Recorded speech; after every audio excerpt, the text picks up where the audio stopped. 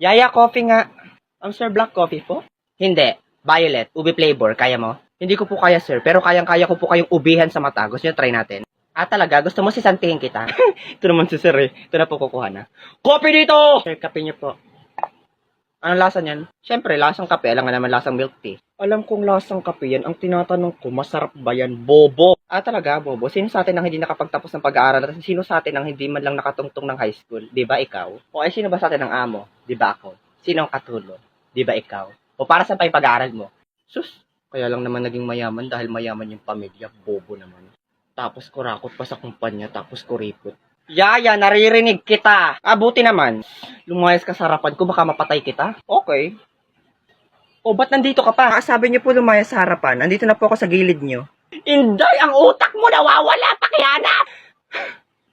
Sir, umiiyak ka po? Hindi. Nag-skincare lang ako. Toner lang to. Puyeta ka, lumayas ka nga!